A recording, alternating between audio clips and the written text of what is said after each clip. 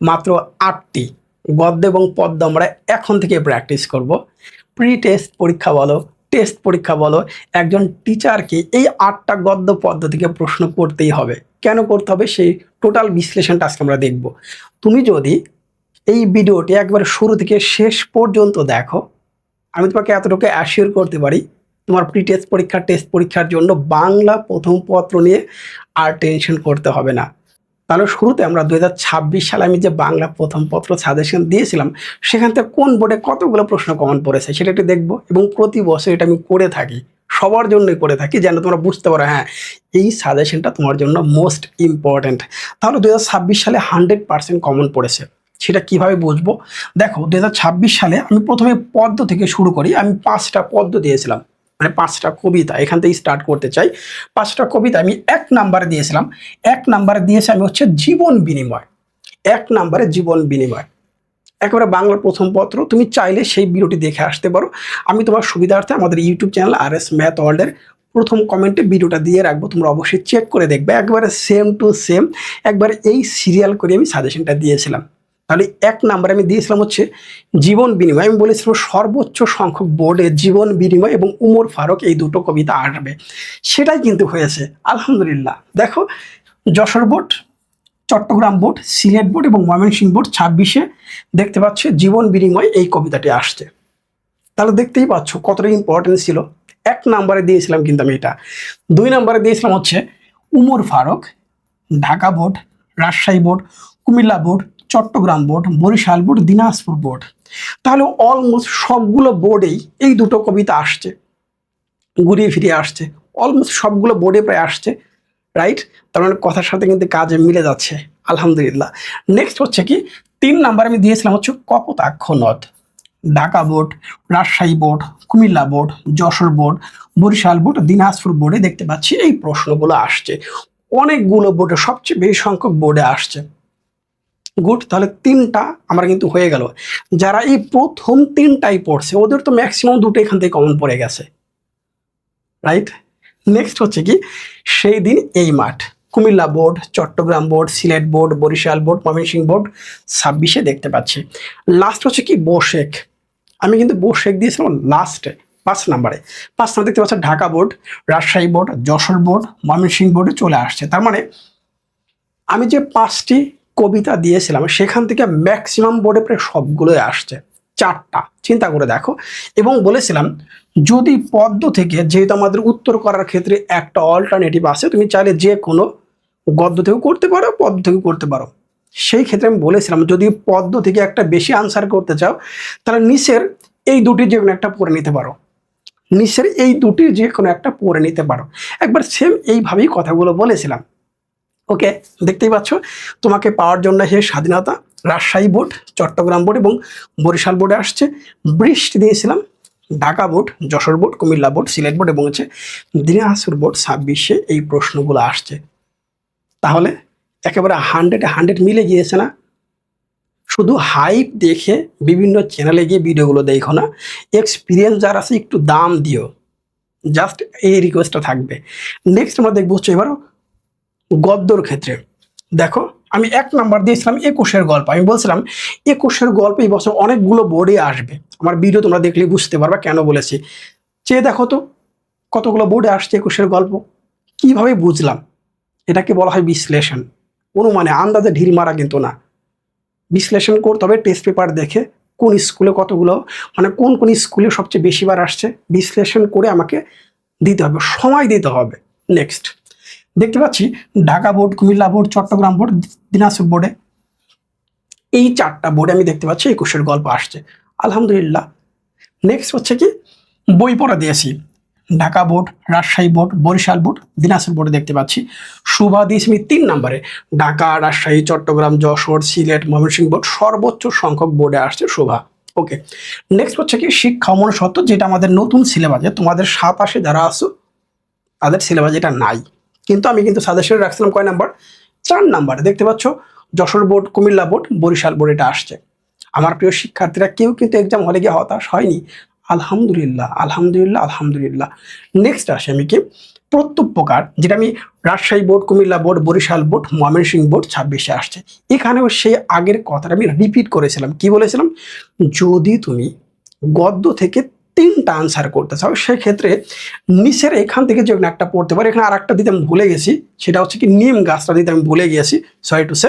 তাহলে মাটির ভেপু, Sylhet board, Rajshahi board, Jessore board, Chittagong board, মানুষ মোহাম্মদ সাল্লাম, কুমিল্লা বোর্ড, দিনাজপুর বোর্ড এবং হচ্ছে ময়মনসিংহ বোর্ড। আমি শুধু এইগুলো বলে দিয়েছিলাম না, প্রত্যেকটার জন্য 5টা করে সৃজনশীল দিয়েছি, আজকে সেটাও দিব, রাইট? তাহলে চিন্তা করে দেখো, এই বিশ্লেষণটা আমার শিক্ষার্থীদের শতভাগ কমন ছিল। আজকে তোমাদের ক্লাসের শুরুতে দেখিয়ে দিলাম। আমি সেম কাজটা 2025 সালে করেছিলাম, 24 সালে করেছিলাম, 23 সালে করেছিলাম। প্রতি বছর আমি প্রত্যেকটা ভিডিওর শুরুতে আগের বছর যে সাজেশনটা দিয়েছে তার সাথে মিলিয়ে তোমাদের দেখাই। এখন আমি যদি প্রত্যেকটা ভিডিও নিয়ে একটা সিগমা ভিডিও বানাইতাম, ওই যে 2 সেকেন্ড 3 সেকেন্ড করে এখন যেটা প্রচলিত ট্রেন্ডিংয়ে চলে, তাহলে তোমরা ইউটিউব ফেসবুক পেজে শুধুমাত্র আমার ভিডিওই দেখতে, এরকম হতো। ভাই আমার তো সময় নেই। চিন্তা করে দেখো, তোমাকে একবারে দেখাচ্ছি এবং সেম এইভাবেই সাজেশনটা আমি দিয়েছিলাম। তুমি চাইলে ভিডিওটা চেক করতে পারো, আমাদের ইউটিউব চ্যানেল RS ম্যাথ ওয়ার্ল্ডের প্রথম কমেন্ট আমি দিয়ে রাখতেছি, অবশ্যই দেখে নিবা। এখন আমরা আসি, তাহলে 2027 সাল, এই 27-এ তোমরা যে পরীক্ষা দেবা, নির্দ্বিধা এখন বিশ্বাস করতে পারো, হ্যাঁ রাজু ভাইয়ের সাজেশন কমন পড়বে ইনশাল্লাহ। ইনশাল্লাহ কমন পড়বে, নিশ্চিত থাকো। সেম বিশ্লেষণটা এই বছর করবো, রাইট? এখন আমরা দেখবো হচ্ছে, যদিও শুরুতে আমরা মানদণ্ড একটু ঝালাই করে নেই, গদ্য থেকে 4টা আসবে, পদ্য থেকে 4টা আসবে, মোট হচ্ছে 8টি প্রশ্ন আসবে। সেখান থেকে আমাকে 2টি করে যে কোনো 5টা, অর্থাৎ গদ্য থেকে আমি আগের মতোই চাইলে 3টা আনসার করতে পারি, 2টা আনসার দিতেই হবে। সেমভাবে পদ্যর কথাও তাই। পাশাপাশি আর একটা আছে কি নতুন, সেটা হচ্ছে কি উপন্যাস এবং নাটক। 2026-এ শুধু উপন্যাস ছিল, নাটক ছিল না, বাট এই বছর তোমাদের সবই আছে। একটি করে 2টি প্রশ্ন উত্তর করতে হবে মাস্ট, অর্থাৎ এখানে দেখতে পাচ্ছ উপন্যাস এবং নাটক থেকে মোট 2টি করে 4টা প্রশ্ন আসবে। একটি করে 2টি প্রশ্ন মাস্ট উত্তর করতে হবে এবং সেই প্রশ্নগুলো 2টো অংশ থাকে, একটা 7 নম্বরের জন্য, একটা হচ্ছে 3 নম্বরের জন্য। 10 নম্বরের 2টা প্রশ্ন উত্তর করতে হবে।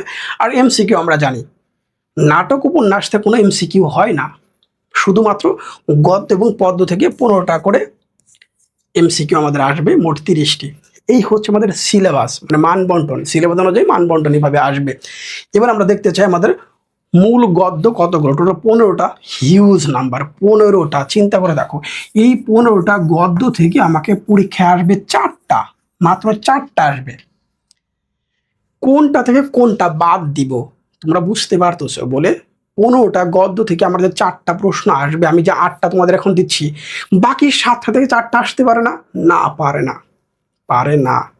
কেন পারে না? কারণ আমি তোমাকে যে গদ্য এবং পদ্যগুলো সিলেক্ট করে দিচ্ছি, এগুলো থেকে টিচারকে প্রশ্ন করতেই হবে। 2টো ভাগ আছে, যেটা অনেকে বুঝবে না। যে টিচার কোশ্চেন করে সেই টেকনিকগুলো আমরা জানি, এই জন্য বললাম তোমাকে অবশ্যই নির্দ্বিধায় এই প্রশ্নগুলো পড়তেই হবে এবং এই গদ্য পদ্যগুলো পড়তেই হবে। এবার আসি, 2টো ভাগ রাখছি কেন? কারণ আছে, 26-এর সিলেবাস এবং 27-এর সিলেবাস যে ভিন্ন, সেটা বোঝানোর জন্য আমি 2টো ভাগ করে রাখছি তোমার সুবিধার্থে। বললাম বিশ্লেষণটা তোমাদের সুবিধার্থেই করে রাখছি। দেখতে পাচ্ছ, ফুলের বিবাহ, অবাগিনী স্বর্গ, নিরীহ বাঙালি, পল্লী সাহিত্য, মমতা আদি, আমাদের নতুন গৌরব গাথা, লাস্ট হচ্ছে উপেক্ষিত শক্তির উদ্বোধন। এই 7টা 27-এর জন্য নতুন, আর এই 8টি ছিল 2026-এ পুরাতন সিলেবাসের অন্তর্ভুক্ত ছিল। তার মানে এইগুলো ছিল পুরাতন, এটা হচ্ছে নতুন। টোটাল মিলে হচ্ছে 15টা। তোমার এখন 15টাই পড়তে হবে। সেই 15টা থেকে 4টা আসবে। তুমি চাইলে 2টা আনসার করতে পারো অথবা 3টা আনসার করতে পারবা। এই টোটালগুলো থেকে আমাকে এখন 8টা বাছাই করতে হবে। কোন সেই 8টা? আচ্ছা, পদ্মটা একটু দেখে আসি। সেমভাবে বন্দনা, প্রাণ, অন্ধবধূ, ঝর্ণার গান, রানার, যাব আমি তোমার দেশে এবং আমার দেশ, এই 7টি হচ্ছে 2027 সিলেবাসের জন্য নতুন এবং এই 8টি ছিল পুরাতন। মানে 26-এর সিলেবাসে 8টা ছিল। সেটা ছিল কি কপোতাক্ষ নদ, জীবন বিনিময়, ওমর ফারুক, সেই দিন, এই মাঠ, বৃষ্টি, আমি কোনো আগন্তুক নই, বসে এবং তোমাকে পাওয়ার জন্য হে স্বাধীনতা, যেটা তোমাদের ইতিমধ্যে আমি বিশ্লেষণে দেখাইছি। এখন আমাদের সেই কাঙ্ক্ষিত 8টা করে পড়তে হবে, যে 8টা মাস্ট পড়তেই হবে। ওকে, চলো সেটা একটু দেখি। শুরুতে আমি দেখবো হচ্ছে কি 1 নম্বরে ফুলের বিবাহ, 100% পড়তে হবে, মিস করা যাবে না। শোবার ক্ষেত্রেও সেম, 100% পড়তে হবে। মিস করা যাবে না। নিরীহ বাঙালি, পল্লী সাহিত্য, নিম গাছ, বই পড়া, একুশের গল্প, লাস্টে উপেক্ষিত শক্তির উদ্বোধন। এই 8টা তোমাকে পড়তে হবে খুব ভালো করে। এই 8টা তোমাকে খুব ভালো করে পড়তে হবে। এই 8টা গদ্য তোমাকে পড়তে হবে। এই 8টা গদ্য থেকে 2টো, 3টা, 4টা কমন পড়ার সম্ভাবনা সব সময় থাকবে। মিনিমাম 2টা, 4টা তো আমি 4টা কমন পরে সেই সেন্সে তোমার জন্য দিয়েছি। ইনশাল্লাহ এক্সাম হলে নিরাশ হবে না। তুমি প্রি টেস্ট পরীক্ষা দিলেই বুঝতে পারবে, রাইট? এবার আসা হচ্ছে পদ্মর ক্ষেত্রে সেম কাহিনী। দেখো আমি 8টা দিয়েছি। 1 নম্বরে কপোতাক্ষ নদ, 2 নম্বরে প্রাণ, 3 নম্বরে জীবন বিনিময় ওমর ফারুক। এখানে একটা কথা আছে, জীবন বিনিময় এবং হচ্ছে ওমর ফারুক, দুটো সবসময় পড়বা। এখান থেকে একটা সবসময় আসবে, মাথায় রাখবা। নেক্সট হচ্ছে কি, সেই দিন এই মাঠ যাব আমি তোমার দেশে, রানার এবং তোমাকে পাওয়ার জন্য হে স্বাধীনতা। আলহামদুলিল্লাহ, এই 8টা তোমাদের পড়তে হবে। 8টা গদ্য এবং 8টা হচ্ছে পদ্য। তোমরা একটা স্ক্রিনশট নিয়ে জাস্ট এখন থেকে মূল বইয়ে দাগিয়ে রাখো, বলে আমাকে এই 8টা আগে পড়তে হবে। আমি চাইলে 15টা করে পড়তে পারি, সমস্যা নাই তো। কিন্তু এই 8টাকে তোমাকে সৃজনশীলের জন্য 100% প্রিপারেশন নিতে হবে এখন থেকেই। টেস্টে কাজে লাগবে, প্রি টেস্টে কাজে লাগবে, মূল পরীক্ষাও কাজে লাগবে। মূল পরীক্ষায় যে কাজটা হবে, আমি এখান থেকে বাছাই করে দেখব। ওই 15টার মধ্যে টেস্ট পেপার যখন মার্কেটে আসবে তখন বিশ্লেষণ করে দেখবো এখান থেকে কোনো একটা বাদ দিয়ে নতুন কোনো একটা অ্যাড হয় কিনা। টেস্ট পেপার অ্যানালাইসিস করে সবগুলো স্কুল 100-150 স্কুল বিশ্লেষণ করে যদি মনে হয় হ্যাঁ, তাহলে এইটা বাদ দিয়ে এইটা ইনক্লুড করা যেতে পারে। বাট এগুলো কিন্তু পড়তে হবে মাস্ট। এই 8টা এখন তোমাকে মাস্ট পড়তে হবে ভাইয়া, কোনো টেনশন নাই। ওকে, এবার আসলে সবচেয়ে গুরুত্বপূর্ণ বিষয়, কিভাবে আমি গদ্য কবিতা পড়বো। গদ্য, পদ্য 8টা তো বলে দিলাম, শুধু বলে দিলেই হবে, আমাকে পড়তে হবে না। আমি কিভাবে পড়বো? আমি গতানুগতিক পদ্ধতি পড়বো? একদমই না, আমি সেই পদ্ধতি যাবই না। আমি বিশ্লেষণ দেখাবো তোমাকে কিভাবে আসলে পড়তে হবে, যেন তুমি এক্সামে গিয়ে 100% আনসার করতে পারো। সো আমি শুরু করতেছি একটা দিয়ে, বই পড়া দিয়ে শুরু করতে চাই। বই পড়া, প্রমোদ চৌধুরী। দেখতেই পাচ্ছ এখানে কি লিখে আছে, বই পড়া। বই পড়া নিয়ে আমার একটা ডিটেলস ভিডিও আছে, তাহলে সেটাও দেখতে পারো, কোনো প্রবলেম নাই। বাট যদি এইভাবে পড়তে পারো তাহলে সৃজনশীলে তুমি 10-এ 10, যেভাবে প্রশ্ন করুক না কেন ওই গদ্য বা কবিতা থেকে তুমি আনসার করতে পারবা। তুমি শুনে অবাক হবে, আমি উপন্যাসে মাত্র 10টা প্রশ্ন নিজে লিখে দিয়েছিলাম। আলহামদুলিল্লাহ, সবগুলো বোর্ডে কমন। 10টা প্রশ্ন আমি লিখে দিয়েছিলাম। এখন দেখো এখানে প্রথম হচ্ছে কি, বই আমি কেন পড়বো। বই পড়া, প্রমোদ চৌধুরী। মূল কথা হচ্ছে বই আমি কেন পড়বো, সেইটার বিশ্লেষণটা তোমাকে আগে জানতে হবে। মূল বই কি সরাসরিভাবে লিখা আছে? লিখা নাই। মূল বই সরাসরিভাবে লিখা নাই। প্রত্যেকটা গদ্য, 9টা গদ্য, 9টা পদ্য আমি ঠিক এইভাবে লিখে দিয়েছি আমার শিক্ষার্থীদের জন্য। ঠিক এইভাবে লিখে দিয়েছি। কিভাবে লিখে দিয়েছি দেখতে পাচ্ছ। বই আমি কেন পড়বো? বই মানুষের শ্রেষ্ঠ বন্ধু। বই হলো জ্ঞানের সমুদ্র। জ্ঞানের রাজ্যে বিচরণ এবং প্রকৃত শিক্ষা অর্জনের জন্য বই পড়তে হয়। জ্ঞান চর্চার জন্য বই পড়া একান্ত জরুরি। মানুষ খুব সহজেই বই পড়ে পৃথিবীর নানা বিষয় সম্পর্কে জ্ঞান লাভ করতে পারে। সুন্দর কথা। আমরা বই কেন পড়বো সেটা বিশ্লেষণে যাচ্ছিলাম। সাহিত্য চর্চার জন্য বই পড়ার কোনো বিকল্প নাই। মানুষকে যথার্থ মানুষ হওয়ার জন্য বই পড়ার কিন্তু কোনো বিকল্প নাই, রাইট? নেক্সট হচ্ছে কি, সুশিক্ষিত হওয়ার ক্ষেত্রে বই পড়া এবং লাইব্রেরির গুরুত্ব অপরিসীম। বই পড়ার মধ্যে কিভাবে কাজে লাগতেছে। নেক্সট হচ্ছে কি, এভাবে বই মানুষের আকাঙ্ক্ষাকে তৃপ্ত করে। পরিতৃপ্তি মানে স্যাটিসফ্যাকশন যেটা বলা হয়। স্বশিক্ষিত হওয়ার জন্য বই পড়ার কোনো বিকল্প নেই। কথাগুলো তোমার কাছে সিম্পল একই রকম মনে হতে পারে, কিন্তু এইভাবে পড়েই তুমি যদি এটা একবার পড়ো, কিছু কথা মাথায় থাকবে আর কিছু কথা তুমি ভুলে যাইবা। এটা স্বাভাবিক, হতেই পারে। তুমি 2বার পড়ো, আরও কিছু কথা তোমার ব্রেনে সেভ থাকবে, আরও কিছু শব্দ সেভ হয়ে যাবে। তুমি 3বার পড়ো, আরও কিছু অ্যাড হচ্ছে। এইভাবে করে কয়েকবার পড়ার পর এখানে অনেকগুলো নতুন লাইন তোমার মাথায় সেভ হয়ে যাবে। সেটা দিয়েই তুমি সৃজনশীল ভালো মতো লিখতে পারবা। মাথায় রাখতে হবে, পড়তে হবে, পড়ার কোনো বিকল্প নাই। আমার এই চ্যানেলে যারা ভিডিও দেখতেছো, আমি ফাঁকিবাজি কখনোই শিখাই না, আমি স্মার্টলি শিক্ষার্থীদের পড়া শিখাই। এইভাবে তোমাকে পড়তে হবে। তোমার 10 দিনের পর আমি একদিনে কাভার করে দেব। তুমি এইভাবে পড়লে 10 দিনের পর তুমি একদিনে শেষ করতে পারবা। সেটা কিভাবে সম্ভব? চল আর একটু দেখি, তাহলে বুঝতে পারবা। নেক্সট আসি, বইয়ের জগতে মানুষের মন স্বতঃস্ফূর্তভাবে বিচরণ করতে পারে। বই মানুষের মন এবং আত্মার পিপাসা নিবৃত করে তাকে স্বশিক্ষায় শিক্ষিত করে তোলে। ওকে, বই পড়ার মাধ্যমে মানুষ জ্ঞানের আলোয় আলোকিত হয়। এটা ছিল বই আমরা কেন পড়ব সেইটার বিশ্লেষণে। নেক্সট হচ্ছে কি, শিক্ষা কি এবং শিক্ষার সাথে বইয়ের সম্পর্ক কি। এই গদ্যটায়, বই পড়া এই গদ্যটায় শিক্ষা কি এবং শিক্ষার সাথে বই পড়ার সম্পর্কটা কোথায় সেটা বিশ্লেষণ করতে হবে, সেটা জানতে হবে। সেটা আমি লিখে দিয়েছি, আলহামদুলিল্লাহ সুন্দরভাবে তোমার জন্য লিখে দিয়েছি। যদি এইটা বুঝতে পারো তাহলে এই অধ্যায়ের সৃজনশীল তোমার জন্য খুবই সহজ মনে হবে, একদমই ডিফিকাল্ট না। প্রত্যেকটা গদ্য পদ্য আমি ঠিক এইভাবে তোমার জন্য সাজিয়ে দিয়েছি, তোমাকে খুঁজতে হচ্ছে না। আমি মূল গদ্যের কোনো লাইন পড়াইছি তোমাকে? পড়াই নাই। মূল গদ্য তোমাকে আমি দেখাই নাই। আমি আমার সেন্সে তোমাকে লিখে দিয়েছি, রাইট?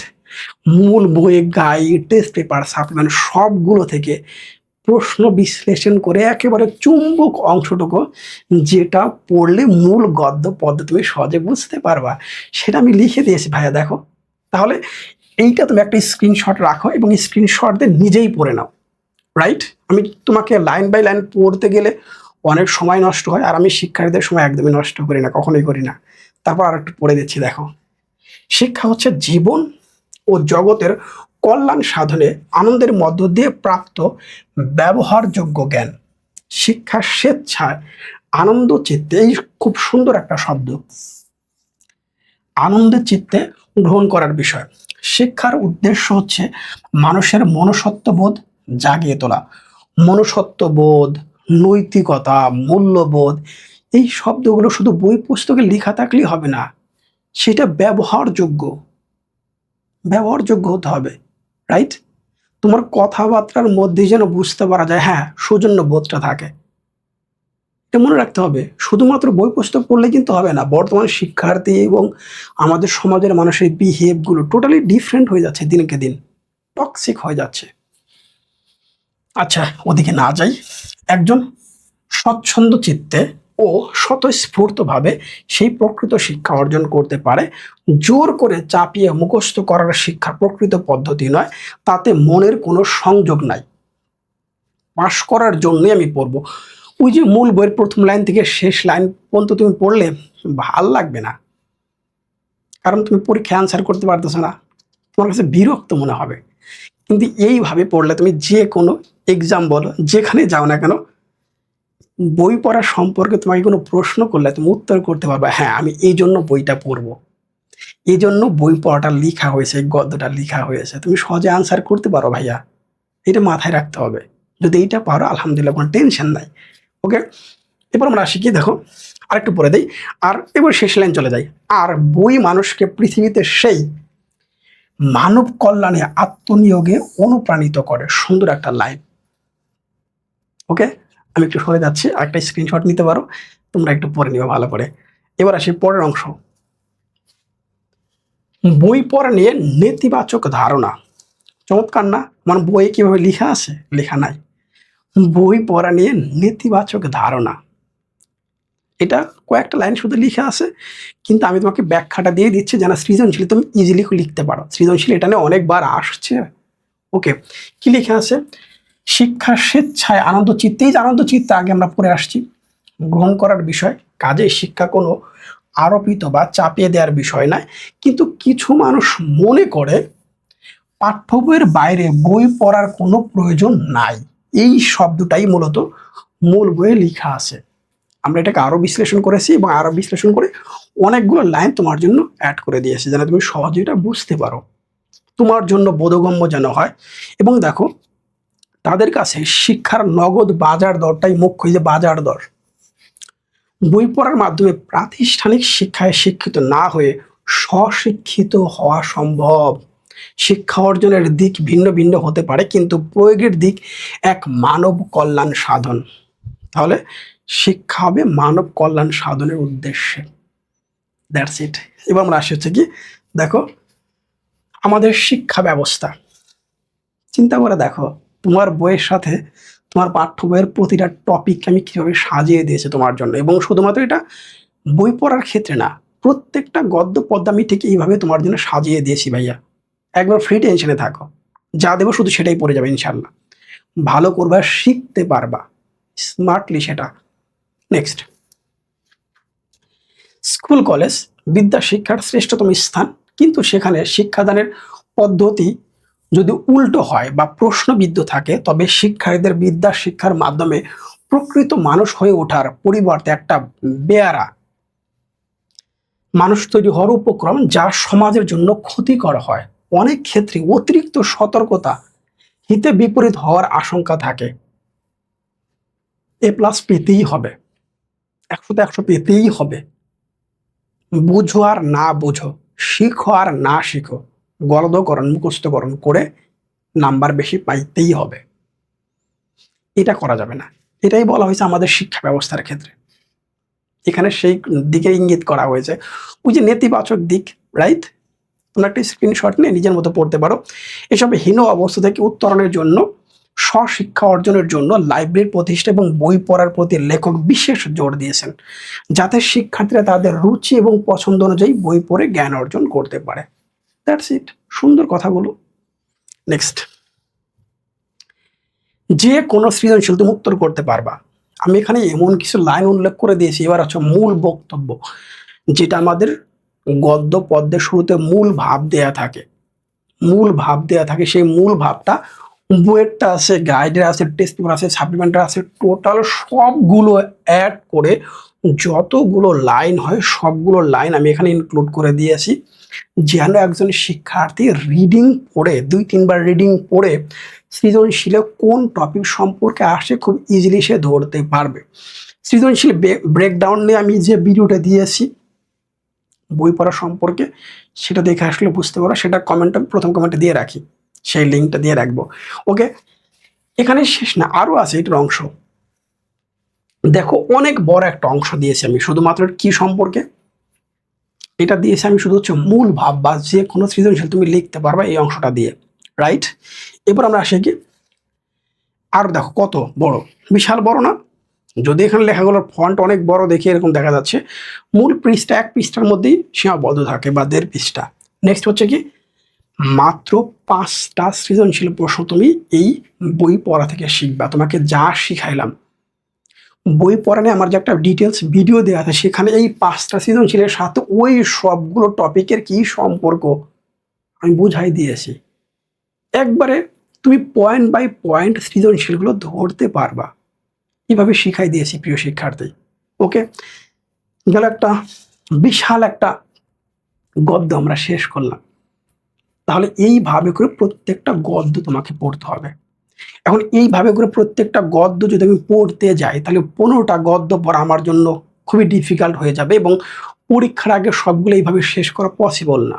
তাহলে ওই যে বললাম টেকনিক্যালি 8টা ভালো মতো পড়বো সৃজনশীলের জন্য, বাকি 7টি আমি MCQর জন্য পড়তে পারি, ভাগ করে দিয়েছি। এবার একটা পদ্য ব্রেকডাউন করি, কীভাবে আছে দেখো। আমি কোনো আগন্তুক নই। আগন্তুক মানে কি? স্ট্রেঞ্জার, অপরিচিত কোনো ব্যক্তি নই, আমি পরিচিত। আমার আশেপাশে সব কিছু আমার চেনা। এই সব কিছু আমার চেনা, ঠিক তেমনি ওই সব কিছু আমাকেও চেনে। এটাই হচ্ছে আমি কোনো আগন্তুক নই, এই কবিতার মূল বৈশিষ্ট্য। আমি তোমাকে চিনি, তুমি আমাকে চিনো। আমি আশেপাশের সমস্ত বিষয়বস্তুগুলোকে চিনি, সেই বিষয়বস্তুগুলো আমাকে চেনে। এই যে ধারণ করে একে অন্যের পরিপূরক, এটাই হচ্ছে এই কবিতার মূল বক্তব্য।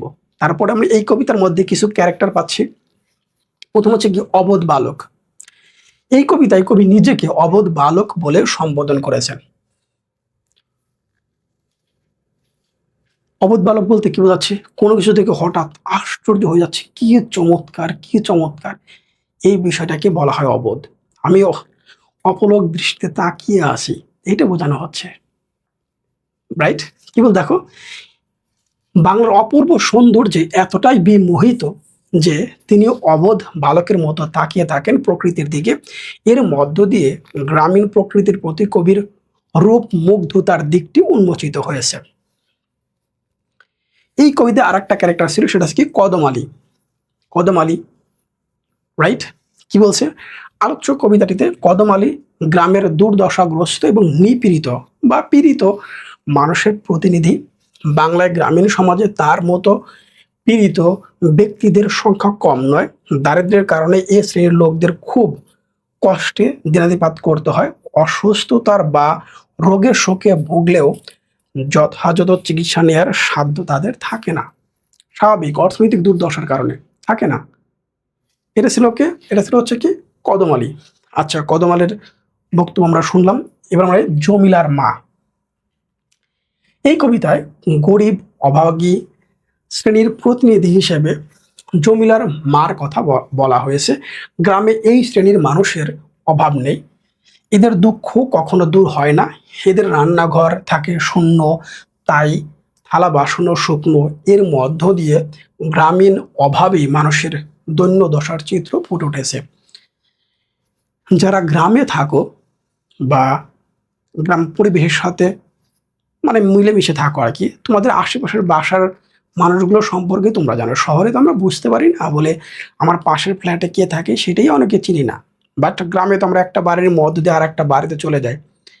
কার অর্থনৈতিক অবস্থা কেমন, কে কিভাবে চলাফেরা করবে সবগুলো আমরা জানি। এখানে সেই ক্যারেক্টারের কথাই বলা হয়েছে, এই জমিলার মা আর হচ্ছে কদম আলী। এরকম অসংখ্য কদম আলী এবং জমিলার মা আমাদের আশেপাশে থাকে, আমরা দেখি। এখানে সেই কথাই বলা হয়েছে। এবার আসে আমাদের মূল। আমরা সবগুলো সৃজনশীল লেখার জন্য অসংখ্য বা অনেক লাইন এখানে উল্লেখ করে দিয়েছি। মূল কবিতাকে আমরা ব্রেক ডাউন করেছি, শুধুমাত্র এইটার ক্ষেত্রে না, আমি বলছি আমি সবগুলো কবিতার ক্ষেত্রে এভাবে লিখে দিয়েছি, সবগুলো কবিতায় গদ্য পদ্যের ক্ষেত্রে। যেন আমার প্রিয় শিক্ষার্থীরা, আমি মূল বইয়ের কোনো এক লাইন পড়াইছি? পড়াইনি তো, কিন্তু আমি ইতিমধ্যে সবগুলো শেখা হয়ে গেছে। মূল কবিতার বক্তব্য আমার শেষ হয়ে গিয়েছে। এরপরে তুমি কবিতা পড়ো।